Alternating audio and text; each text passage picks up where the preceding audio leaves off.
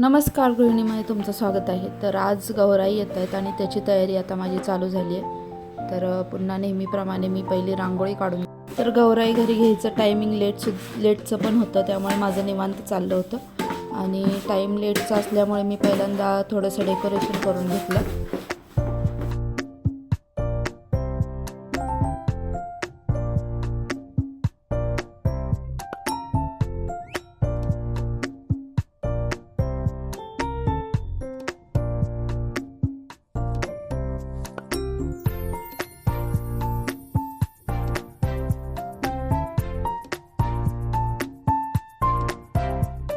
आणि त्यानंतर जे कोणी घरात होते त्यांना बोलवलं आणि मुलींना मी आधीच सांगून ठेवलेलं की गौराई घ्यायला तुम्ही या म्हणून. तर पहिल्यांदा आम्ही गौराईची आणि तुळशीची पूजा ठसे आणि लावता तिच्याच पायाचे ठसे, तर तिचे पाय उठवून मी तिला आधी मग मी तिला सुद्धा बोलवलं होतं आणि तिच्या झोपण्या उठण्याप्रमाणेच आमचं टायमिंग चाललं होतं.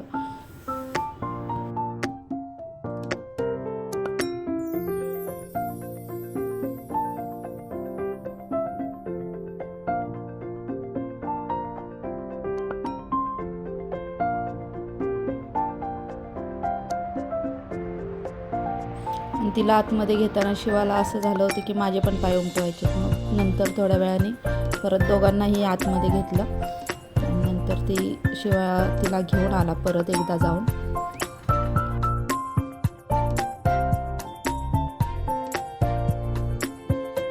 आणि नंतर आम्ही गौरीला साडी नेसवायला घेतली.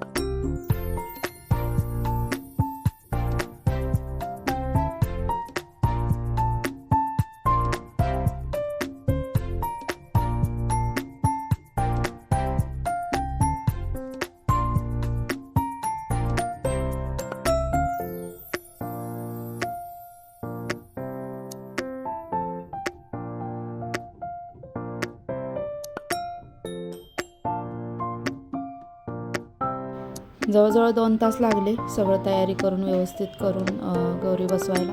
आणि त्यानंतर मी गौरीच्या समोरसुद्धा थोडंसं डेकोरेशन करायला घेतलं. खाऊची पानं वगैरे होती तर त्याने मी रील्स वगैरे बघितल्या होत्या, तर त्यानुसार मी ते पुढे थोडंसं मांडलं.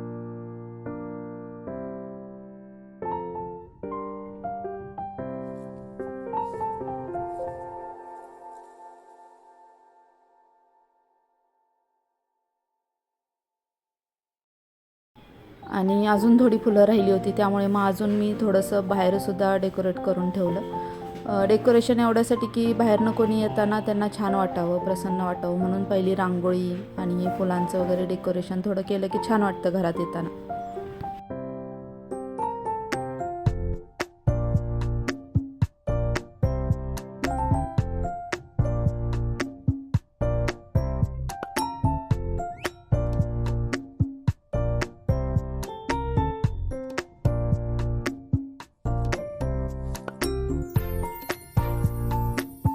आणि ज्या गोष्टी घरात होत्या त्याच्यातनीच डेकोरेशन करत होते, तर जसं आठवेल तसं एक एक एक एक ॲड करत करत अशा प्रकारे माझं डेकोरेशन तयार झालं होतं.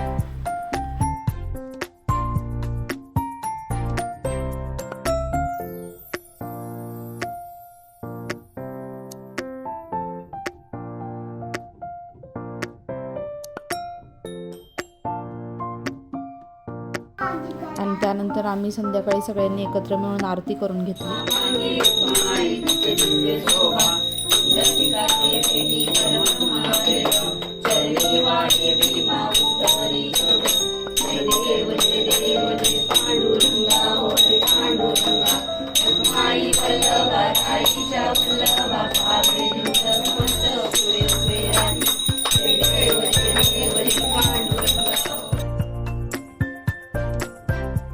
अशा प्रकारे गौरीचं आगमन आज झालेलं आहे. आणि ह्या वर्षी जे काय राहिले ते सगळ्यांनी मला सांगितलं ते मी पुढच्या वर्षी ॲड करेन.